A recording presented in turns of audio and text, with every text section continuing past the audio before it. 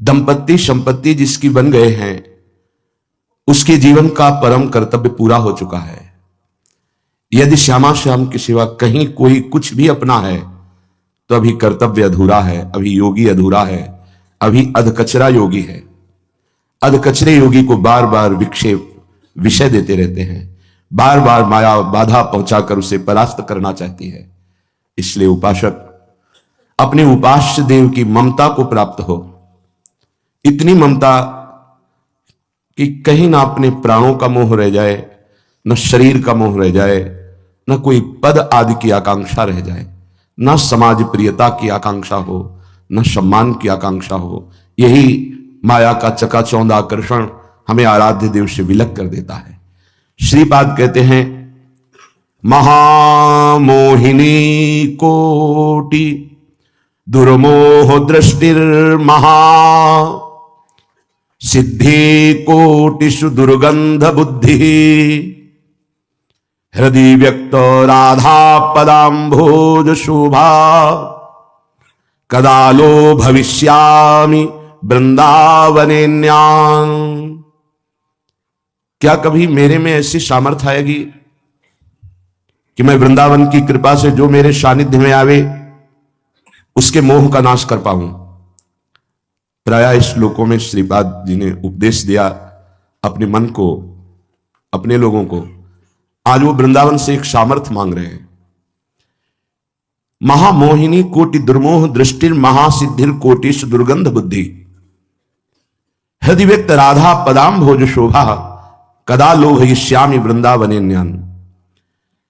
क्या मैं ऐसी सामर्थ्य प्राप्त कर पाऊंगा हे वृंदावन धाम कि जो मेरे सानिध्य में आवे मैं उसको इतना लुभा लूं कि वो किसी से भी मोह न रखे।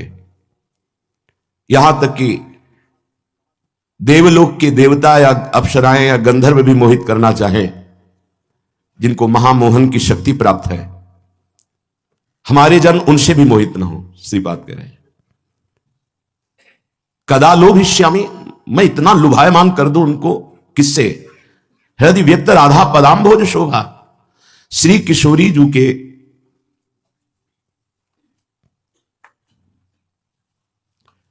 चरणारविंद की शोभा सुख, हे वृंदावन धाम ऐसा हमारे हृदय में प्रकाशित करो कि जो हमारे सानिध्य में आ जाएं उनको इसी शोभा से, राधा चरणारविंद की प्रीति से ऐसा लुभायमान कर दूं कि किसी के हृदय में कोई मोह पैदा न कर पावे। कैसी करुणा है! महामोह, महामोहन करने की, सम्मोहन करने की जिनमें सामर्थ्य है, अप्सरा, गंधर्व, देवता, इनकी भी सामर्थ्य ना हो कि हमारे जनों के हृदय को मोहित कर पावे। क्योंकि जगत मोहन, विश्वमन मोहन जो प्रभु हैं, मुनिमन मोहन हैं, मदन मोहन हैं, उनको मोहिनी प्रियाजू अपने अधीन किए हुए हैं और उन्हीं के चरणारविंद हमारे हृदय में वृंदावन की कृपा से प्रकाशित है। तो मुझे ऐसी प्रीति प्रदान करो हे वृंदावन धाम कि जो मेरे सानिध्य में आ जाए उसको ये महामोहनशाली देवता, गंधर्व, देवी, अप्सराएं ये मोहित न कर पाए।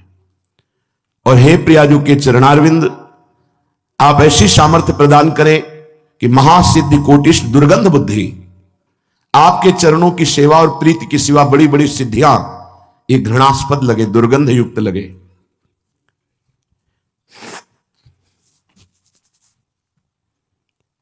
श्री वृंदावन धाम अद्भुत प्रेम समुद्र है। इसकी रज का सेवन स्वयं प्रियाजू करती है। कदावा मदा घूरणदा कर्ण नेत्रा कुली भूय वृंदावन श्री रसेनो निजांगम मुदा गुंठेत तद रजोभी प्रियाली सुविस्मापिनी भाति राधा। कभी कभी प्रेम विभल होकर के श्री जी मदा घूरणदा, प्रेम मद से घूर्णित नेत्र हैं जो कर्ण नेत्रा, कर्ण तक, कानों तक ऐसे विशाल नेत्र, आयत दृग अरुणलोल, जैसे प्रीतम के ऐसे प्यारी जू के। प्रीतम के चंचल हैं, प्यारी जू के चंचल होते हुए भी बहुत ही गंभीर और शलज्ज भी है। प्यारी जू के नेत्र प्रेम घूर्णित हैं। आज प्रेम विकल होकर प्रियाजू वृंदावन की रजरानी को लेकर अपने अंगों पे लगा रही। ये मेरी प्रिय वृंदाटवी की परम पावन रज है। ओ, जब हमारी स्वामिनी जो रज लगा रही है तो फिर उनके शरणागत कैसे इस रज से वंचित रह सकते हैं। प्रेम पदार्थ अति दूर है बिनु से रज रूख। लाखों बार रज की महिमा वर्णन की गई, पर उपासक मंद बुद्धि होने के कारण इसे पकड़ नहीं पा रहा। अगर शरीर में जिस क्षण रज नहीं है तो तुम्हें व्याकुल हो जाना चाहिए। तब तक पानी नहीं पीना चाहिए जब तक शरीर में रज का अभिषेक ना हो जाए। ये नियम बना लो, फिर आप देख लेना। अभी राग द्वेष से ही बुद्धि विचरण करती है। मन इन्हीं दो तारों पे चलता है, राग और द्वेष। अगर इन दोनों को काट दे तो अभी जीवन मुक्तता का आनंद जागृत हो जाए। राग द्वेष दोनों खोइए, खोजी पद निर्वाण। राग द्वेष जिसका नष्ट हो गया है, न किसी से प्रीति है न किसी से शत्रुता है, सब में समान भाव, भगवत भाव। धन्य है वो महात्मा, चाहे वो स्त्री शरीर हो चाहे पुरुष शरीर हो। ये जो हृदय में राग द्वेष की वृत्तियां हैं, रजोगुण से उत्पन्न होती है, और रजोगुण का नाश करने के लिए समर्थ है रजरानी। रज से रज जाए, बिहारी देव जी ने कहा है। अगर रज का शरीर पे अभिषेक है तो रजोगुण नष्ट हो जाएगा। प्रेम पदार्थ अति दूर है बिन से रज रूख। रूख माने लताएं। अगर हम वृंदावन की किसी छोटी लता का भी आश्रय लिए हैं, आलिंगन करते हैं, उसकी छाया में बैठकर नाम जप करते हैं, मंत्र जप करते हैं, तो ये लता बड़े बड़े परमहंस हैं। ये आशीष देते हैं प्रिया प्रीतम के प्रेम का। इसीलिए वृंदावन की लता सम कोटि कल्प तरुणाई। करोड़ों कल्प तरु वृंदावन की एक लता की समानता नहीं कर सकते। वृंदावन की रज सद्यो वशीकरण चूर्ण मनंत शक्तिम। अनंत शक्ति संपन्न प्रभु को अधीन करने की सामर्थ्य रखती है। इसलिए पुनः प्रार्थना है, ये हृदयों में प्रिया प्रीतम का चिंतन शून्य होकर के माया में विचरण करने का जो स्वभाव अनंत जन्मों से बना है, इसको बदलिए। तुम किसी का कुछ बिगाड़ नहीं सकते हो, तुम अपना ही पतन करोगे। राग द्वेष वाला स्वयं नष्ट हो जाता है, किसी को नष्ट नहीं कर सकता। हरिजू की बड़ी कृपा हुई कि हमें सतमार्ग मिला है। हम राग द्वेष की वृत्तियों को मिटाने के लिए रज का सेवन करें। स्नान के तुरंत बाद शरीर में रज का लेप होना चाहिए। रज का सेवन न करने वाला रजोगुण के द्वारा मारा गया, देखा गया, मारा गया, बुद्धि भ्रष्ट हुई, इसका मतलब नष्ट हो गया। परमार्थ से भ्रष्ट हो जाना ही मारा जाना है। परमार्थ का सूत्र यदि हमारे सिद्धांत हमारे जीवन में नहीं, तो फिर वो मृत देह माना जाता है। जिन हरि भगति हृदय नहीं आनी, जीवित सब समानते प्राणी। वो मृत देह माना गया जिसमें शास्त्रीय सिद्धांत के आचरण नहीं और भगवान नाम जब प्रेम नहीं है। कैसे उपासक है कि नाम जब छोड़कर प्रपंच की वार्ता में सुख ले रहे हैं। कैसे उपासक है प्रिया प्रीतम की तरफ से दृष्टि हटाकर किसी और की तरफ देखने की इच्छा कर रहे हैं। अभी समझ में नहीं आ रहा। सिर्फ अपनी कामनाओं की चाह, सिर्फ अपनी मनमानी बात, ये जीवन को नष्ट कर देगी। शास्त्र प्रमाणित गुरुदेव के वचनों के अनुसार चलो, थोड़े दिनों की बात है, जलकर पावन होकर श्री जी को प्राप्त हो जाओगे। यही मनुष्य जीवन का लाभ। जब हमारी प्रिया जो कदावा मदा घूर्णदा कर्ण नेत्रा कुलीब हुए वृंदावन श्री रसेन, वृंदावन में रस से विकल हो जाती है, नेत्र प्रेम घूर्णित हो जाते हैं, तो निजांगम मुदा गुंठे तद रजो भी प्रियाली, ऐसे रज लेती है, बड़े प्यार से देखती है, मेरी वृंदावन की रज है। और निजांगम मुदा, आनंदित होती हुई अपने अंगों में वृंदावन की रज का लेप करती है। श्री जी हमारी स्वामिनी जो सुविस्मापिनी भाति राधा, और सखियों को आश्चर्यचकित होकर महिमा का वर्णन करती कि प्रिय सखियों, वृंदावन की रज मुझे कितना सुख प्रदान कर रही है। अगर ऐसी रज से आप वंचित हैं तो आप कैसे राधा चरणारविंद की प्रीति प्राप्त कर पाएंगे। रज शरीर में लगी होगी, एक कण भी अगर लगा है, कहीं भी तुम देश विदेश में हो और शरीर पूरा हो जाता है, तो आप सीधे प्रियालाल को प्राप्त होंगे। ये बड़े बड़े महापुरुषों की बात है। ये रजरानी का अद्भुत प्रभाव है। कहीं भी जाओ, अगर बाहर रहते हो तो तुम्हारे पास रजरानी, चरणामृत और वाणी जी, ये साथ होनी चाहिए। मान लेना प्रार्थना, कहीं भी हो तुम्हारे पास होना चाहिए। जैसे वाणी जी है, कंठस्थ है संपूर्ण वाणी, कोई बात नहीं, वाणी जी साथ है। रजरानी चरणामृत ये अपने पास होना चाहिए। अगर हम शयन करते हैं तो हमारे शिराहने चरणामृत, रजरानी, प्रसादी, गुरुदेव की चरण प्रसादी, मोजा, पादुका, यही हमारी तकिया है। इसलिए कह रहा हूं बुद्धि शुद्ध होने के लिए एक कदम भी अगर चलते हैं तो साथ में गुरुदेव भगवान, आराध्य देव का नाम, ये रजरानी, ये प्रसादी चंदन, चरणामृत इसी में पैक करके ये साथ है। अभी शरीर छूटे, हमें किसी के सहयोग की जरूरत नहीं, हमारे पास वो सब सामग्री है शरीर छूटने के बाद जो हमें प्रियालाल से मिला दे। हमें भरोसा नहीं अपने चिंतन का। अभी भीषण कष्ट में हो सकता है मैं भूल जाऊं श्री जी को, तो ये नहीं भूलने देंगी। राधा नाम है, अभी शरीर छूटे तो राधा नाम है, ये राधा नाम, चरण रज, चरणामृत, चंदन प्रसादी श्री जी की पत्रावली की इसी में रखी हुई। हम मरने की तैयारी में हर क्षण है, कब मृत्यु आ जाए, कब श्वास पूरी हो जाए, हमें प्रियाजो ना मिले तो जीवन का क्या भरोसा। इतने बड़े महाभागवत भगवान के पुत्र, भगवान ऋषभ देव जी के पुत्र भरत जी, उनकी अंतिम वृत्ति मृग में फंस गई। हम कह दें कि हमारी अंतिम वृत्ति प्रियाजो में लगेगी, हम नहीं कह सकते। प्रियाजो की कृपा से प्रियाजो में लग सकती है, रजरानी की कृपा से, गुरुदेव की कृपा से लग। हमारे में इतना बल नहीं कि जब हमारी इंद्रियां, हमारा मन बुद्धि भयानक मृत्यु की पीड़ा से युक्त हो और हम प्रभु के स्मरण में हो, ये तो गुरुदेव की सामर्थ्य काम करेगी, प्रियाजू की सामर्थ्य काम करेगी। इसलिए कभी भी हम जो उपासक हैं, वृंदावन रस की प्राप्ति चाहते हैं, रज के बिना न रहे। हमारे पास हर समय रजरानी होनी चाहिए। आप मान लो मेरी प्रार्थना, ये अलौकिक वस्तु है, ये कोई मिट्टी नहीं है, आप ऐसा ना समझें। इसको चखने के लिए जब मैया ने बाधा पहुंचा दी, दाऊ दादा ने आके कहा मैया लाला ने ब्रह्मांड घाट की रज पाई है। मैया ने कहा ऐसे रज पाएगा तो बीमार हो जाएगा, वात्सल्य, तेने रज पाई? लालजू ने कहा नहीं। दाऊ दादा कभी झूठ नहीं बोलते, दाऊ सदैव सत्य बोलते हैं। तुम जरूर झूठा बोल रहे होगे। कहा मैया मैं क्यों झूठा बोलूंगा? नहीं नहीं, तो तू डर के झूठा बोल रहा है। भैया सही तो मैं ही बोलता हूं।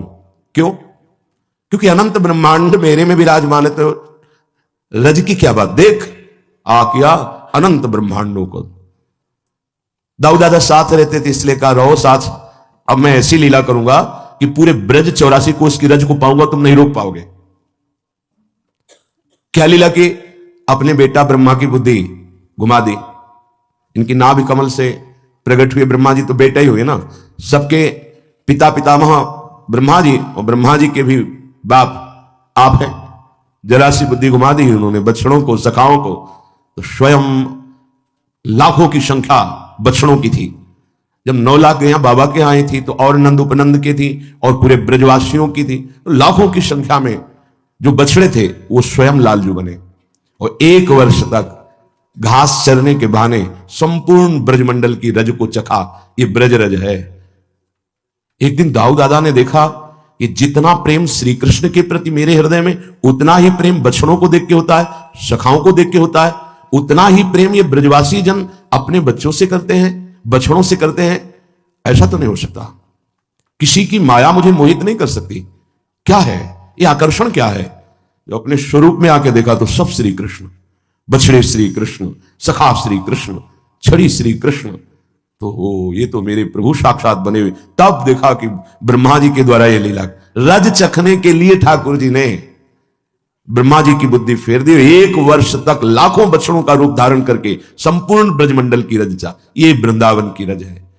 अगर आप रज नित्य लगा रहे हैं तो कोई तुम्हें प्रियालाल से रोक ही नहीं सकता।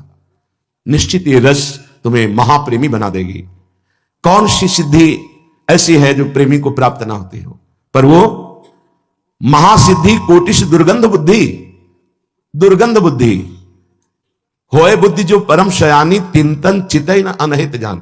ये अनहित कर देंगी, प्रेम से वंचित कर देंगी। इसीलिए प्रेमी महाभागवत कोई सिद्धि स्वीकार नहीं करता। दुर्गंध के समान घृणास्पद भाव से त्याग देता है। तो जब हमारे आराध्य देव निजांगम मुदा गुंठये तद रजो भी प्रियाली और सुविस्मापिनी भाति राधा आश्चर्यचकित होकर सखियों से वर्णन करती है रजरानी की महिमा। तो अपने लोग तो दास हैं, उपासक हैं।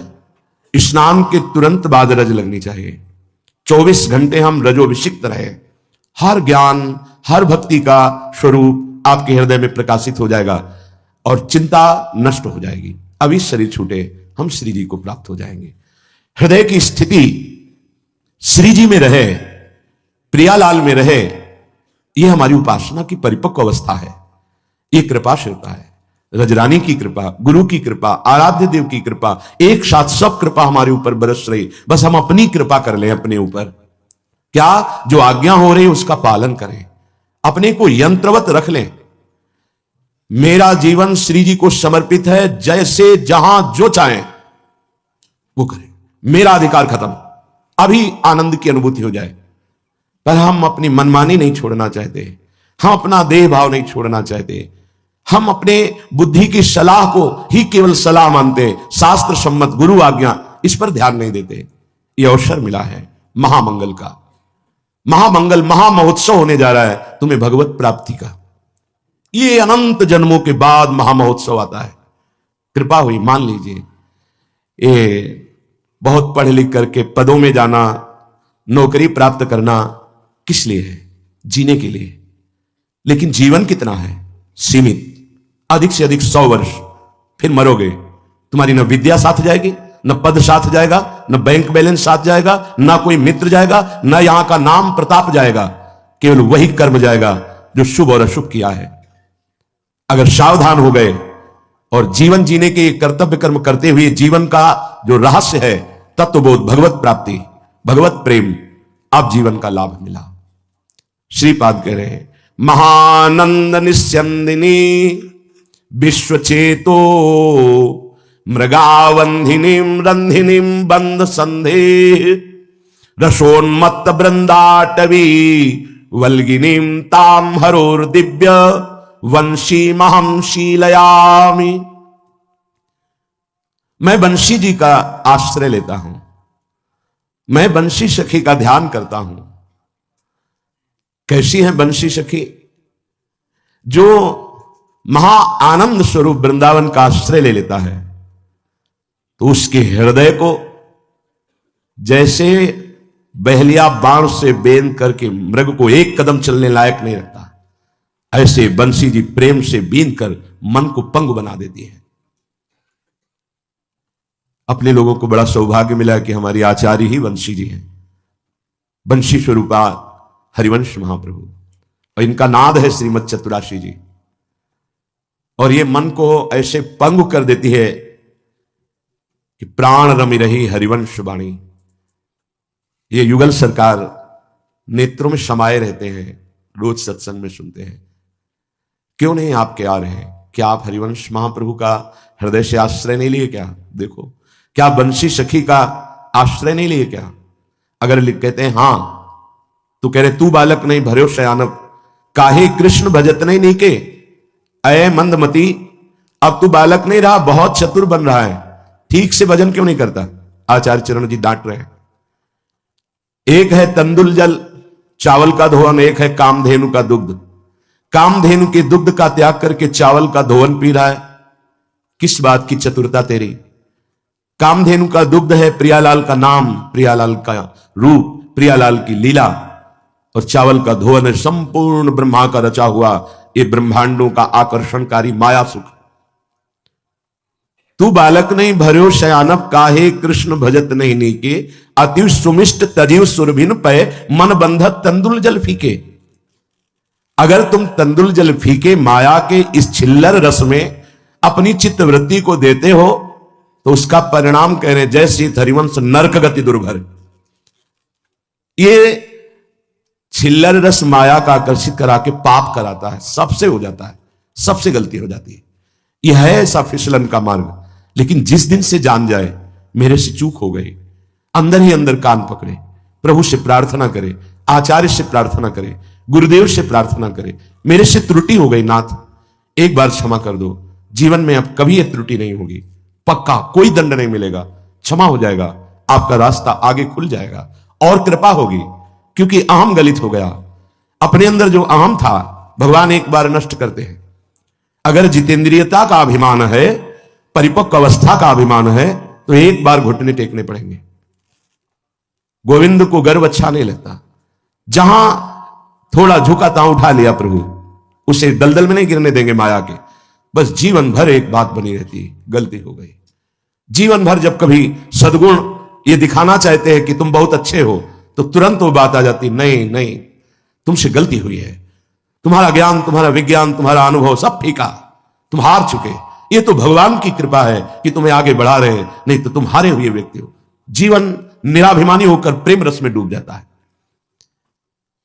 वो भी भगवान की कृपा ही होती है। पर उपासक को सावधानी पूर्वक आचार्य से संबंध दृढ़ रखना चाहिए, कहीं और गलती मानने की जरूरत नहीं है। आचार्य सब रूपों में विराजमान है। जब आपसे कोई गलती अंदर से महसूस हो, अपने आचार्य गुरुदेव को साक्षी करके हृदय से वो गलती ही खत्म हो जाएगी, विश्वास कीजिएगा। एक क्षण में देखा है आचार्य कितनी जल्दी सुनते। आप कह रहे होंगे कि आपकी सुनते नहीं, हम सब उनके बच्चे हैं, और इनकी इतनी सामर्थ्य है कि प्रिया प्रीतम इनकी आज्ञा का पालन करते हैं। आचार्य की आज्ञा का पालन प्रिया प्रीतम करते हैं। यदि आपका चित्त आचार्य चरणों से जुड़ जाए, प्रियाजुष से भी बढ़कर आचार्य के प्रतिभाव होना चाहिए। प्रायः जो आचार्य शरणागत नहीं, उसमें रंग नहीं देखा गया, न ज्ञान का, न योग का, न भक्ति का, केवल बातें ही बातें पाई गई, रंग नहीं देखा गया। आचार्य कृपा से जो रंग आता है वो शास्त्र सम्मत होता है, उसकी पहचान होती है। इसलिए हम सबसे प्रार्थना करते हैं कि आचार्य पर प्रधान बुद्धि कीजिए, जो आचार्य आज्ञा कर रहे हैं कि यदि आप ठीक से भजन नहीं करते हो तो तंदुल जल में फंस जाओगे। तंदुल जल जैसे दूध वैसे दिखाई देता है नहीं, ऐसे ही ये माया जो रची हुई है, इसमें सुख ही सुख दिखाई दे रहा है और दुख ही दुख है। स्वयं भगवान कह रहे दुखालयम शाश्वतम, दुख यो नया। मान लो आचार्य की बात, तो ठीक से भजन कैसे करें, क्या आशय है आचार्य चरण का?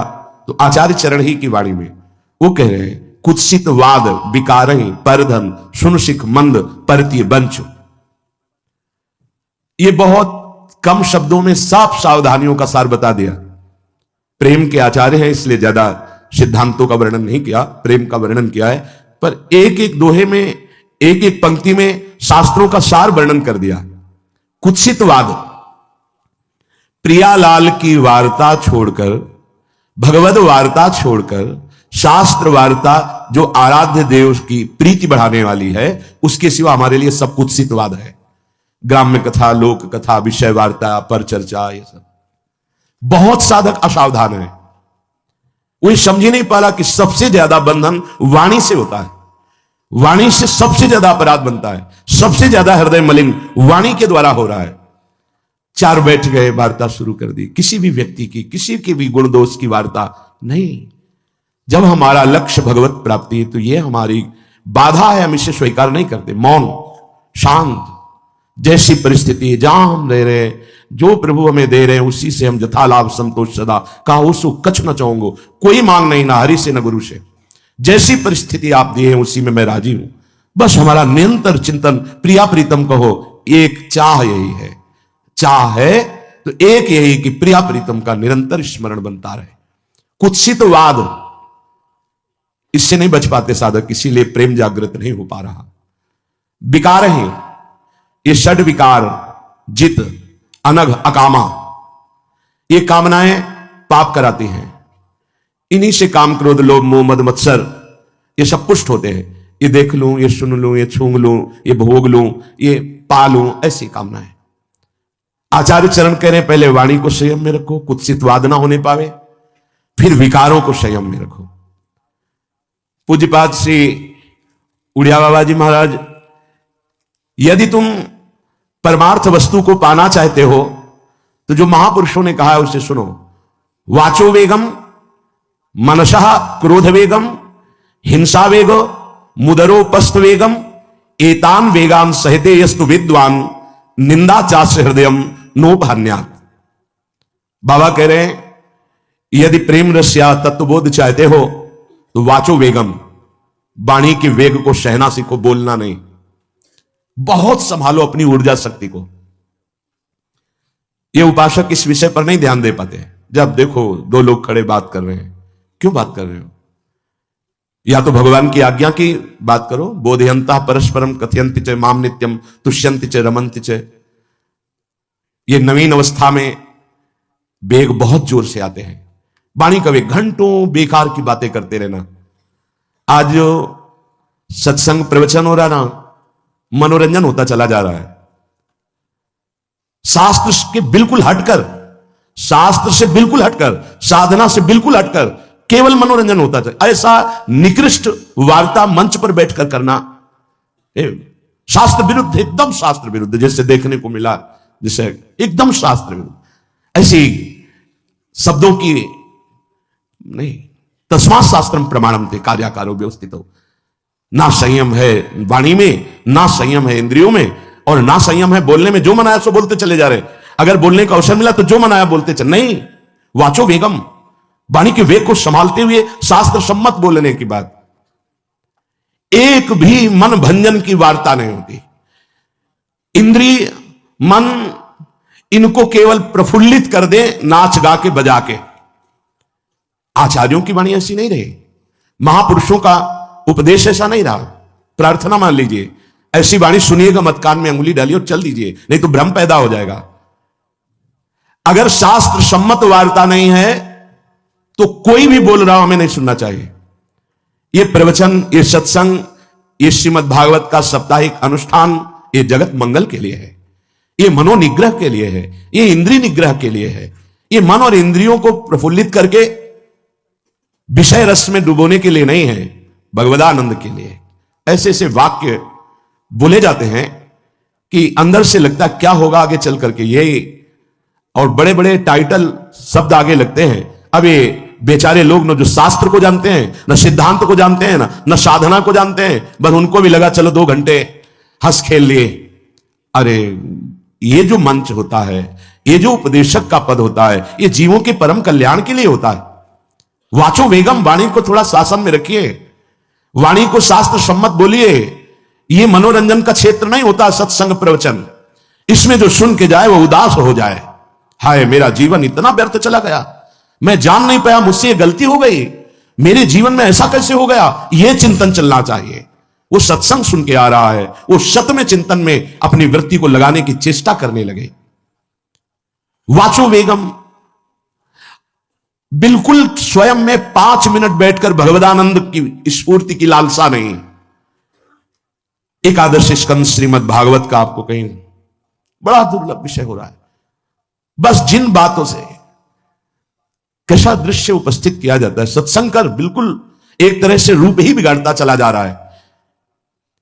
जहां शरीर राग मिटाने की बात आती है वहां शरीर श्रृंगार, जहां विषय राग मिटाने की बात आती है वहां विषय, जहां चित्त को प्रभु से जोड़ने की बात आती है वहां चित्त को विषय से जोड़ने की बात, धन से जोड़ने की बात, कैसे बात बनेगी? इस शास्त्र संसार के सत्यत्व का भ्रम मिटाने के लिए है, प्रभु में सत्यत्व बुद्धि दृढ़ करने के लिए है। आज का ये स्वरूप वाणी का ज्ञान नहीं है। जब तक आप त्रिकाल संध्या नहीं करते, जब तक आप गायत्री अनुष्ठान नहीं करते, जब तक आप मंत्रानुष्ठान नहीं करते, आप शास्त्रों की बातों को नहीं समझ सकते। यह ऐसा नहीं कि तुम पीएचडी करके और फिर गीता और भागवत और इन शास्त्रों पर नहीं, आचार्य परंपरा है, मंत्रानुष्ठान है, गुरु कृपा है, उनसे और नहीं तो बहकता चला जा रहा है। प्रसंग क्या है? बहकता चला जा रहा है। बहुत श्रवणेंद्रिय को संभाल करके सुनो, क्योंकि वाणी के वेग को संभाल पाना यह मंत्रवेत्ता की ही बात हो सकती है। याद आ रहा है महाभागवत पूज्य श्री रामचंद्र डोंगरे जी महाराज कन्नौज में गंगा किनारे भ्रमण कर रहे थे।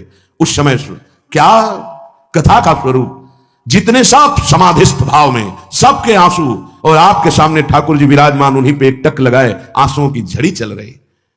जो चढ़ा हुआ वहीं छोड़ दिया और चल दिया। ए परमहंस, अगर हमारे अंदर स्वयं भगवत अनुराग, भगवत नाम जप, मंत्रानुष्ठान नहीं, तो इन वाणियों को समझ पाने खेल नहीं। ये मनोरंजन नहीं, उपदेश। वाचो वेगम जो उपासना के सोपान पर चढ़ना चाहता सबसे पहला है कुत्सितवाद। हरिवंश महाप्रभु, यहां वाचो वेगम, वाणी का वेग आता है बोलने का। उपासक को चाहिए मौन के द्वारा इसको संयम मिले, उचित शब्द। अगर कोई बात कर रहा है तो उचित है बोलना तो ठीक, नहीं तो मौन। अंदर से आ रहा मैं बोलूं, उठाओ मजीरा, शुरू करो कीर्तन, 1 घंटा 2 घंटा वाणी वेग समाप्त हो जाएगा। लेकिन विपरीत दिशा में बोलना, विपरीत दिशा में व्यर्थ की बातें अगर करने का स्वभाव है तो उसे छोड़ दीजिए, यह आपके जीवन के लिए बहुत घातक है। अगर आप नाम जप करते हैं, मानो हृदय को आप धो रहे हैं। आप प्रपंच की वार्ता करते हैं तो मानो हृदय को गंदा कर रहे हैं। कितना कठिन है नाम जप करना। आप 11 माला 21 माला या आप निरंतर अभ्यास कर रहे हैं, थोड़ी देर आप गंदी बातें कर लिए, निंदा स्तुति की, प्रपंच की, नाना प्रकार के रजोगुण बढ़ाने वाली बात, वो आपके हृदय को गंदा कर दिया। कुत्सितवाद, वाचो वेगम, वाणी के वेग को शासन में लीजिए। और मनशाह, मनोवेगम, मन का वेग आता है। ये देखूं, ये भोगूं, आदि आदि संकल्प विकल्प, इसके वेग को सह जाओ। कुछ नहीं बोलना, सहने का मतलब होता है कुछ नहीं बोलना। मन कह रहा मुझे ऐसा करना है, मुझे ऐसा करना है, मुझे ऐसा, कुछ नहीं बोलना। कुछ भी उसकी जलन जो हो रही है किसी से नहीं कहना, शांत गंभीर, खत्म। पर उपासक क्या करता है, जो कच्चा उपासक है, नहीं नहीं अब मेरे मन में आ रही, मेरे मन में जलन हो रही, मुझे ऐसा करना है, मुझे ऐसा नहीं। शांत, ना बोलना है जो मन में आ रहा है, ना उसकी जलन पर ध्यान देना है। अपने मंत्र नाम उपासना कर्तव्य में लगे रहो, शांत हो जाएगा। इसके शांत करने की युक्ति है, इसे मतलब मत रखो। जैसे एक पागल आदमी रोड में खड़े तुम्हारे ऊपर कंकड़ फेंके, थूके, गाली दे, तो अपने लोग क्षमा भाव से क्यों पागल है, ऐसे मन भी पागल है, इसके निर्णय पे ना हो। ये क्षण क्षण में बदल, इसको भजन से मतलब नहीं है, इसको क्षण क्षण में नवीन नवीन प्रपंच चाहिए। ये मनशा वेगम, मनोवेगम, इसका स्वरूप यही है, यही बंधन और मोक्ष का कारण है। ये क्षण क्षण में प्रपंच चाहता है। 5 ज्ञानेंद्रियों के द्वारा ये जाल रचा करता है जीव को फंसाने का। जहां हो, जैसी परिस्थिति में हो, बहुत अच्छी परिस्थिति भगवान ने दी, उसी परिस्थिति में भजन कर ले जाओ। परिस्थिति बदलने की जरूरत नहीं है, भजन करने की जरूरत है। भजन कर ले गए तो स्थिति बदल जाएगी, परिस्थिति नहीं। परिस्थितियां कहीं भी अनुकूल नहीं होती, स्थिति अनुकूल बनाई जाती। भजन के द्वारा स्थिति, जीवन में कभी कोई परिस्थिति ही ऐसी नहीं रही जिसमें भजन किया जा सके। जीवन में पूरे, अगर पूरे जीवन के तारतम्य को देखते हैं तो एक कष्ट की वेदी पर स्वाहा ही स्वाहा होता रहा है। जीवन की आहुति केवल कष्ट पर, और आज भी कष्ट ही कष्ट। फिर आप सोचोगे सुख किसे कहते हैं? ऐसे कांटों वाले पेड़ पर ऐसा सुगंधित फूल खिलता है कि जिससे परमात्मा मुग्ध हो जाता है। जीवात्मा नहीं, परमात्मा मुग्ध हो जाता है। वो ये मार्ग है। उस सुमन को लेकर वो अपने श्रृंगार में लगा लेते हैं। सुमन, सुंदर मन, ये कांटों पे खिलता है। जैसे गुलाब का फूल कांटों पे नहीं खिलता, हां ये कांटे हैं। हर द्वंद की पीड़ा को सहता हुआ जब उपासक आगे बढ़ता है तब सुमन खिलता है। उस सुमन को प्रियाजू अपने केश पास पे धारण करती है, उस सुमन को प्रियाजू अपने कर कमल में लेती है। अगर आप सहना नहीं सीखे, मांगे बनी रही हृदय की, ऐसा हो तो भजन हो सकता है, ऐसा हो तो भजन, लिख लो आप। मन बहुत चंचल है, इसको हर समय नवम नवम नवम, जहां जैसी परिस्थिति उसी में भजन करके निकल चलो। गृहस्थ में हो, विरक्त में हो, गांव में हो, शहर में हो, जहां जैसी परिस्थिति, परिस्थिति बदलने की कोशिश मत करो, स्थिति बदलने की कोशिश करो। जिनको लगता है परिस्थिति बदल जाएगी तो भजन होने लगेगा, नहीं। भजन होने लगेगा तो किसी भी परिस्थिति में भजन होने लगेगा, भजन नहीं तो किसी भी परिस्थिति में नहीं होगा, पक्का समझ लीजिए। इसलिए मनोवेगम, ये जो मन का वेग आ रहा है, इसको आप सहना सीखो और प्रियाजू पर भरोसा रखो। उनको जैसी परिस्थिति देनी होगी दे देंगी ना, भरोसा रखो। अगर मांग मुख से निकाल दी तो अधूरापन साबित हो जाएगा कि हमको ये खाना पीना, ये हमको पहनना, ये ऐसी परिस्थिति, ये ऐसी छोड़ दो। जोई जोई प्यारो करे सोई मोई भावे। शांत हो जाओ, मन के वेग को सह जाओ। क्रोध वेगम, महाप्रभु कह रहे हैं कुत्सितवाद विकार ही। समस्त विकारों में प्रधान विकार होता है काम। काम से ही क्रोध का प्रादुर्भाव होता है। क्रोध एक वृत्ति है जो आने जाने वाली, स्थायी कोई नहीं है। जिस समय आपके अंदर क्रोध आए उस समय मौन होकर हट जाइए वहां से, तुरंत जाकर थोड़ा ठंडा पानी पिए, प्रभु के चरणारविंद की तरफ अपनी वृत्ति को ले जाने की कोशिश कीजिए। उस व्यक्ति से चिंतन हटाइए जिससे क्रोध आ रहा है, उस व्यक्ति की उस क्रिया से चिंतन हटाइए जिससे क्रोध आ रहा है, हट जाइए। ये क्रोध का वेग अगर आता रहा तो भजन करने पर भी अनुभव नहीं हो पाएगा। एक बार अच्छे से क्रोध आ जाए, अंदर हृदय जल जाए, तो 1 महीने भजन के प्रभाव को रोक देता है पूज्य बाबा के उसमें। फिर आप अगर 12 बार साल में आ गया तो क्या अनुभव में आ गया? इसीलिए 20-20, 50-50 वर्ष हो रहे हैं, कुछ अनुभव में नहीं आ रहा। बहुत सावधान। क्रोध हमारा नाश करता है, किसी और का नहीं। हमारे भजन का, हमारे हृदय के आनंद का, हमारी वृत्ति का बड़ा हल्का स्वरूप हो जाता है क्रोधी पुरुष का। इसलिए क्रोध को सहना है, उसके वेग को सहना है। वाणी के वेग, मन के वेग और क्रोध के। अगर क्रोध के वेग को सह गए तो अगला है हिंसा का वेग, वो अपने आप सह जाओगे, क्योंकि क्रोध से ही हिंसा होती है। हिंसा का वेग, वाणी के द्वारा बहुत हिंसा होती है। ऐसे कठोर वचन बोल दिए जाते हैं जो हृदय को चुभते रहते हैं। बाहर का डंडा लगा है, पिटाई हुई तो 2-4 दिन में ठीक हो जाएगा, लेकिन हृदय में जब पिटाई की जाती है कठोर वचन के द्वारा, तो 10 साल बाद अगर दिखाई दे तो फिर ये वो बोला था, ऐसा बोला था, वो हृदय में घाव बना रहता है। वाणी का हिंसात्मक स्वरूप प्रायः क्रोधी जनों में ही पाया जाता है। अगर क्रोध वेग को सह गए तो वाणी के द्वारा हिंसा नहीं होगी। और मन के द्वारा मलिन हृदय में हिंसा का भाव होता है कि चलो हम वैष्णव में मारेंगे तो नहीं, पीटेंगे तो नहीं आपको, लेकिन भगवान तुम्हारा नाश करेंगे, भगवान बहुत जल्दी, ऐसा भाव मन में, यह भी हिंसा है। शरीर के द्वारा तो ना वाणी के द्वारा, ना मन के द्वारा, ना शरीर के द्वारा। क्यों? उसके हृदय में भगवान बैठे हैं, हमको उनको रिझाना है, हमें निर्दोष होकर भगवत प्राप्ति करनी है। ये हजारों दोषों की पंक्तियां यहां हैं। कोई कह दे हम निर्दोष हैं, हमें लगता है कि यही सबसे बड़ा दोष है। नहीं तो अंदर देखा जाए ना तो क्रम क्रम से धीरे धीरे निर्दोष हुआ जा रहा है प्रभु की कृपा से। कोई जन्म से निर्दोष नहीं होता, वो तो अवतार होते हैं भगवान के। एक पद में था, शरण जिसको ले ली हृदय से लगा, और विषय पंख से धीरे धीरे, क्रमशः विषय पंख से धीरे धीरे उसको हटाया। हित जो महाराज जी के लिए आया, हमारे हृदय को धीरे धीरे निर्विषय किया जा रहा है। और सहत सहत बाढ़े भगत ग्रेतन गुरु हित गात, इन दोनों का मिलान कर धीरे धीरे सहाते सहाते हमें निर्विषय किया जा रहा है। आचार्य चरण, इष्ट देव, गुरुदेव कर रहे हैं, हमको राजी रहना है। जैसी परिस्थिति है, जैसी भी हमें गुरुदेव रख रहे हैं, इष्ट देव रख रहे हैं, हमें राजी रहना है। इससे क्या होगा कि हमारे अंदर क्रोध नहीं आएगा, गुस्सा नहीं आएगा। नहीं, ये इतना बेईमान मन है कि इष्ट देव पे भी गुस्सा कर सकता है, ये आचार्य पे भी गुस्सा कर सकता है, ये परम कृपालु गुरुदेव पर भी गुस्सा कर सकता है। क्रोध वेग से गए तो वाणी और मन और शरीर के द्वारा जो हिंसा का वेग है उससे बच जाएंगे। फिर कह रहे हैं उदर वेगम, उदर वेग भूख। आप लोगों को तो हमें लगता है कि इस वेग को सहना ही नहीं पड़ता। ये जो विरक्त गंगा किनारे घूमने वाले हैं, इनको ज्यादा इस वेग को सहना पड़ता था, क्योंकि प्रायः कभी ऐसे शाम के समय पहुंचना होता, जब आप गंगा किनारे नहीं रुक सकते तो आश्रम, अब वहां पूछ लिया तो पूछ लिया, नहीं पूछ लिया तो राधे श्याम पड़े। अगर कोई मंदिर मिल गया तो हम आश्रम आदि कोई खोजना ही नहीं, गांव में तो जाना ही नहीं है, क्योंकि नवीन अवस्था में कभी गांव में भिक्षा भी नहीं मांगी। आकाश वृत्ति का ही आश्रय लिया जो शास्त्र सम्मत। गांव में कभी पूरे जीवन में किसी गांव में किसी एक रात्रि किसी घर में कभी सहन नहीं। गांव के किनारे मंदिर मिला या कोई आश्रम संत जनों का, वहां भूख के वेग को जो सह जाए तो भजन में बहुत रुचि हो जाती है, क्योंकि भजन से चित्त हटेगा तो भूख व्याकुल करेगी, और उसकी व्याकुलता से बचना है तो भजन में लगना पड़ेगा। और आपको सच्ची कहते हैं कि कई कई दिन भोजन न मिलने पर भी शरीर में गंगाजल के कारण कभी कमी महसूस नहीं हुई। जो दूध में पावर है उससे अधिक सामग्री गंगाजल में है।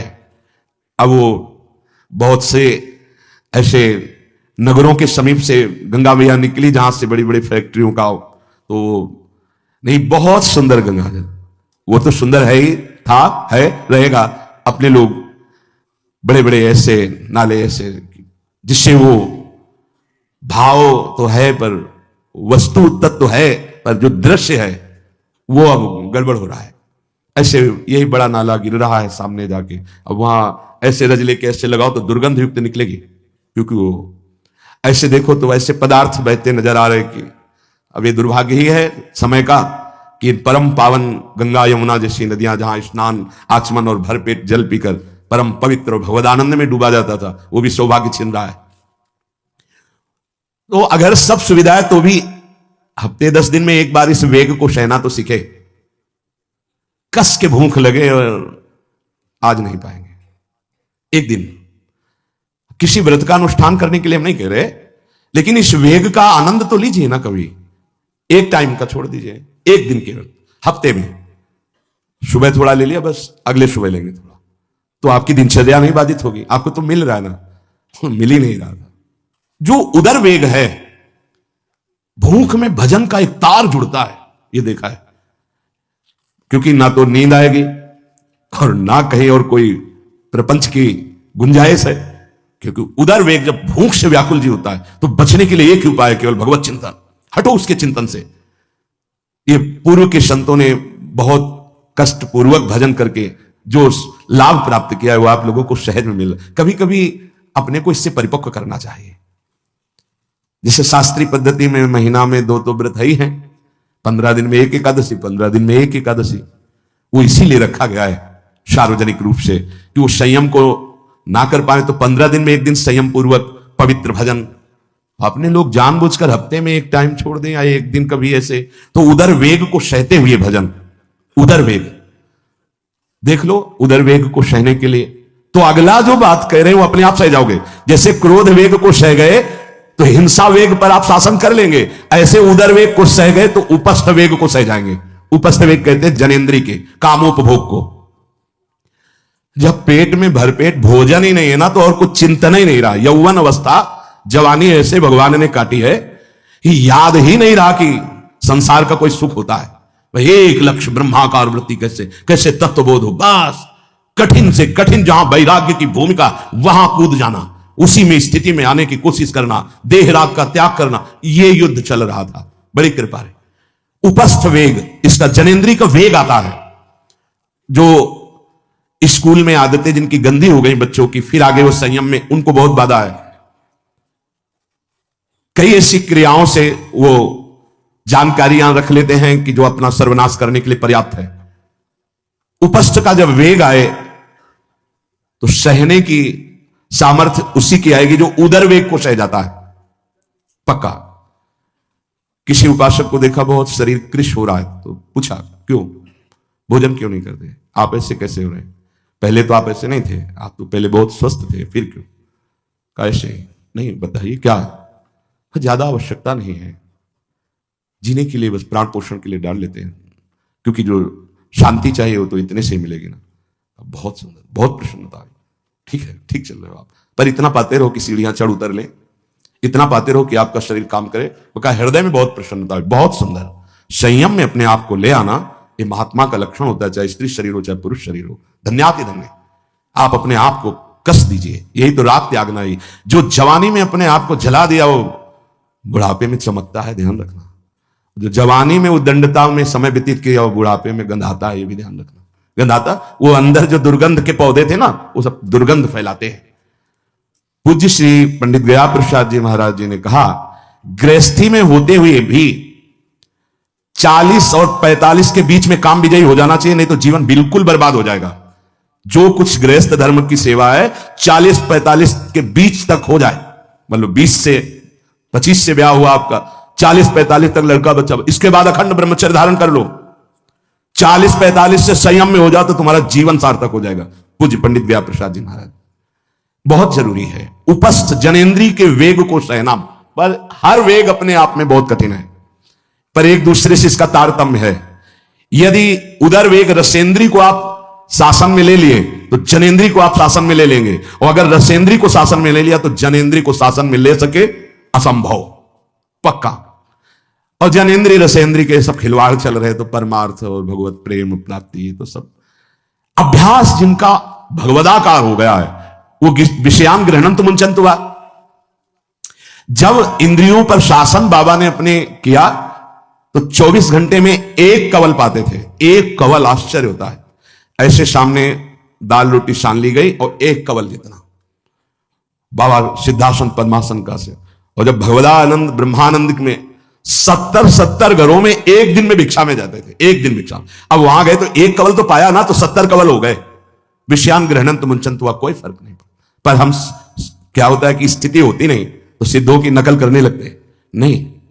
पहले हम साधक हैं, पहले हमारी इन वेगों पर विजय प्राप्त करने की वृत्ति आनी चाहिए। वाणी का वेग, मन का वेग, क्रोध का वेग, हिंसा का वेग, उदर का वेग और जनेंद्री का वेग, एतान वेगान सहते यस्तु विद्वान वही शास्त्रों के रहस्य को जानने वाला परमार्थी है जो इतने वेगों को सह जाए। निंदा चास्य हृदयम नोपहन्यात। इसके बाद जब उसकी निंदा हो तो उस पर कोई फर्क नहीं पड़ना चाहिए। इसके बाद जो इन सब वेगों को सह गया, अब उसकी निंदा हो रही, कोई निंदा कर रहा है तो उसको आनंद पूर्वक सह जाए। ऐसा क्यों कहा? इसके बाद अगर दोष है, निंदा हो रही, तब तो संभालना ही, ये गलती हो गई आपसे।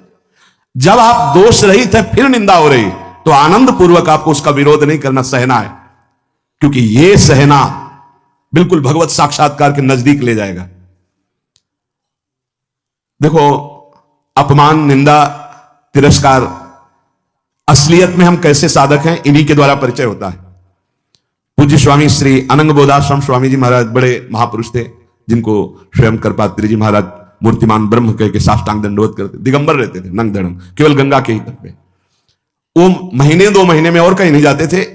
एक बड़े वकील साहब थे, वो भिक्षुकों को रोटी दाले से रोज बंटवाते थे, उनकी पंक्ति में लगने जाते थे। महीने 2 महीने में एक बार पंक्ति में लगते थे जाके, नंग धड़ंग, अवधूत वेश, जटाएं, और जरूर ऐसी चेष्टा करते थे जिससे उनको धक्का मुक्की लगा दी जाए। तो एक दिन गए, लाइन में खड़े हुए, फिर 2 लोगों को क्रॉस करके आगे लाइन में, फिर आगे लाइन, तो जो नौकर डंडा लिए खड़े थे उन्होंने कहा तुम्हें बार बार मना किया, 1-2 डंडे लगे, फिर आगे जाके खड़े, तो धक्का मारा, पीछे किया। और ऐसा ये महीने 2 महीने में वहां सहने जाते थे।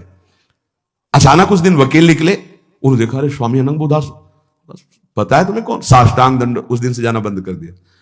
फिर एक दिन गए थे प्रभुदत्त ब्रह्मचारी जी के यहां, कहां असनी है और कहां जोशी, गंगा किनारे पूरी रात चल करके पहुंचे। 2 बजे आवाज लगाई, ब्रह्मचारी, स्वामी जी उतरे नीचे, साष्टांग दंड बैठे। उनका स्वामी जी 2 बजे रात, बोले हाँ ऐसे मना है, आगे कुछ खाओगे पियाओगे? स्वामी जी, और वो भी परमहंस ब्रह्मचारी जी, बहुत संयमी महापुरुष प्रभुदत्त ब्रह्मचारी। टीन में कुछ आटा रखा था, बोले स्वामी जी कहो तो रोटी बना दे। बोले हाँ बनाओ। रोटी और नमक ऐसे पाए, जितना टीन में आटा था सब पागल, जो 2-4 किलो जो भी। तो बोले स्वामी जी आटा तो खत्म हो गया। बोले हाँ, भोजन का स्वाद तो साधु ही जानता है। फिर उठे, झूसी से असनी फिर पैदल। हे संतों की मौत, अपमान, तिरस्कार, क्षुधा, हर वेग, ये हमारी कसौटी है। परमार्थ का पथिक चाहे जिस मार्ग का हो। देखो सुदामा जी गृहस्थ मार्ग के कितने उच्च कोटि के, नरसिंह मेहता गृहस्थ मार्ग में कितने उच्च कोटि के। एक कभी तो सौभाग्य ऐसा प्रभु देते जब कोई हमारी निंदा करता है, ये सौभाग्य है, हमें सहने का सौभाग्य मिलता है। कभी तो कोई अपमान करता है जब, तो भगवान से प्रेरित होकर वो सौभाग्य मिलता है। ये साधक को उस समय चिड़चिड़ा नहीं होना चाहिए, उस समय मुस्कुराना चाहिए कि आज मेरी स्थिति का थर्मामीटर डाला जा रहा है, कैसे हो, नहीं आनंदित है। पर देख लो, प्रशंसा होगी तो चेहरा खिला हुआ गुलाब के फूल की तरह मिलेगा, और निंदा होगी तो ऐसे होगा। ऐसा नहीं होना चाहिए। नहीं करत जे अनसहन निंदक, तीनों पे अनुग्रह कियो। इसीलिए पूज्य बाबा कह रहे कि इसके बावजूद, अर्थात समस्त वेगों को सहन करने के बावजूद, तुम्हारी जब निंदा हो और उसको सह जाओ, तब तुम परमार्थ के सूरवीर योद्धा कहे जाओगे। विपत्ति में सब साथ छोड़ देते तो हृदय के भी साथी साथ छोड़ते हैं, ध्यान रखना। जब विपत्ति आती है तो मन भी साथ देना बंद करने लगता है, विपरीत जाने लगता है, बुद्धि भी विपरीत जाने लगती है। इसलिए जो विपत्ति में अपने धैर्य और साहस को ना खोकर अपने सिद्धांत से चलता है, उसे महात्मा कहते हैं, चाहे वो गृहस्थ हो चाहे विरक्त हो। ध्यान दीजिए, संपत्ति में, अनुकूलता में तो सब सावधान होने की कोशिश करेंगे, बड़ी कृपा है भगवान की। यहां कह रहे हैं विपत्ति में सब साथ छोड़ते हैं, ये जीवन में देखा है।